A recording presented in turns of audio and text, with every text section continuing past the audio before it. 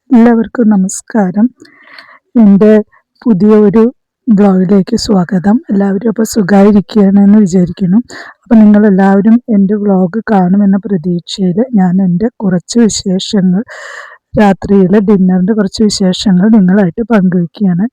അപ്പോൾ ഇത് ഞാൻ വൈകുന്നേരം സൂപ്പർ മാർക്കറ്റിൽ പോയതിൻ്റെ കുറച്ച് ക്ലിപ്സ് ഇതിൽ ആഡ് ചെയ്യുന്നുണ്ട് കേട്ടോ. ഞാനും കൂടിയിട്ടാണ് പോയിരുന്നത്. ഇന്ന് സൂപ്പർ മാർക്കറ്റിൽ പോകണമെന്ന് വിചാരിച്ചതായിരുന്നില്ല. അപ്പോൾ കുറച്ച് സാധനങ്ങൾ വാങ്ങിക്കാമെന്ന് വിചാരിച്ച് ഞാനും മോളും കൂടി പോയി. മോൾക്ക് ബിസ്ക്കറ്റ്, കേക്ക്, സോയാബീൻ, പിന്നെ എണ്ണ, അങ്ങനത്തെ സാധനങ്ങളൊക്കെയാണ് വാങ്ങിച്ചത്. അപ്പോൾ അത് വാങ്ങി വന്നതിൻ്റെ ശേഷമാണ് ഞാൻ പിന്നെ വീടിൻ്റെ ബാക്കിലുള്ള കഴുങ്ങുകൾ തിരിക്കുന്നത്. വെള്ളം മോട്ടറിട്ട് തിരിക്കും. പിന്നെ രണ്ട് ഭാഗത്തും ഉണ്ട്, ഫ്രണ്ടിലും ബാക്കിലും കഴുങ്ങുകൾ വെച്ചിട്ടുണ്ട്. അതൊക്കെ ഞാൻ ഒരുപാട് വീഡിയോയിൽ കാണിച്ചിട്ടുണ്ടായിരുന്നു. അപ്പോൾ ഇപ്പോൾ 2-3 ദിവസമായിട്ട് മഴ പെയ്യ കാരണം കൊണ്ട് ഇപ്പോൾ തിരിക്കൽ കുറച്ചുണ്ട് കേട്ടോ. വേനൽ മഴ കിട്ടിയല്ലോ 2-3 പ്രാവശ്യം.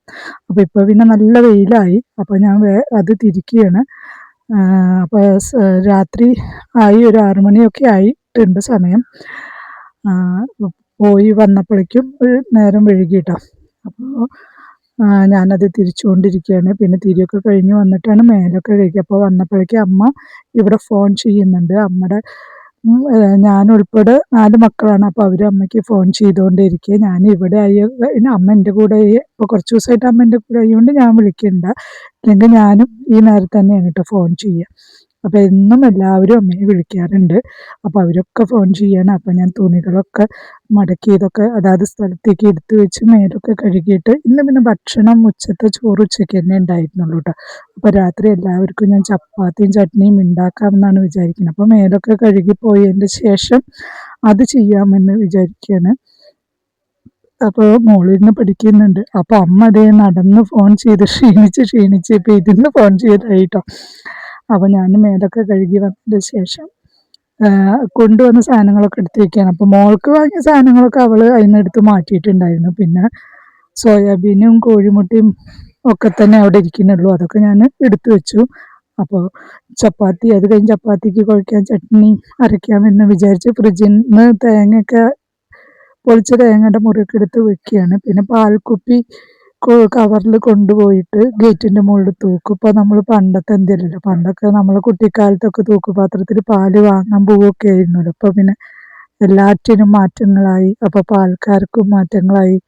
നമുക്ക് ബുദ്ധിമുട്ടില്ല, കവറിൽ വെച്ചാൽ അവർ ആ കവറിൽ പാലും കൊടുന്ന് തൂക്കിയിട്ടോളും. നമ്മൾ സൗകര്യത്തിന് പോയിട്ട് എടുത്താൽ മതി.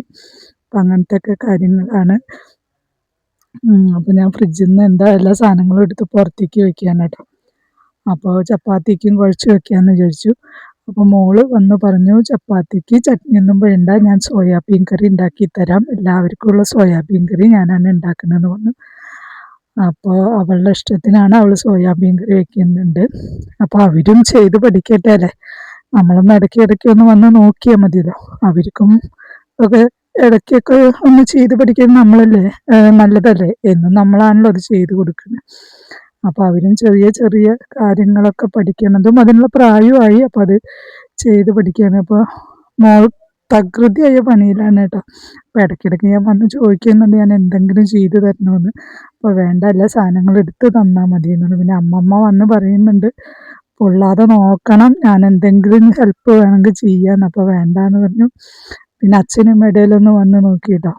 അച്ഛനും പറയുന്നുണ്ട്, ഞാൻ എന്താ ഞാനും വരാം സഹായിക്കാൻ. അപ്പോൾ ആരും വരണ്ട, ചപ്പാത്തി നിങ്ങൾ ഉണ്ടാക്കിയാൽ മതി, കറി എൻ്റെ വകയാണ് എല്ലാവർക്കും എന്ന് പറഞ്ഞിട്ട് ഫ്രിഡ്ജിൽ നിന്ന് എല്ലാ സാധനങ്ങളും എടുത്ത്, എല്ലാ പൊടികളും ഒക്കെ എടുത്ത് ഇടുന്നുണ്ട്. എങ്ങനെ ഉണ്ടാവും എന്നറിയില്ല.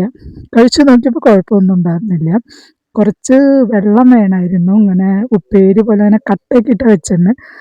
കുറച്ച് വെള്ളം ഉണ്ടെങ്കിലല്ലേ ചപ്പാത്തിക്കൊക്കെ അത് ഇങ്ങനെ ഉപ്പി കഴിക്കാൻ പറ്റുള്ളൂ.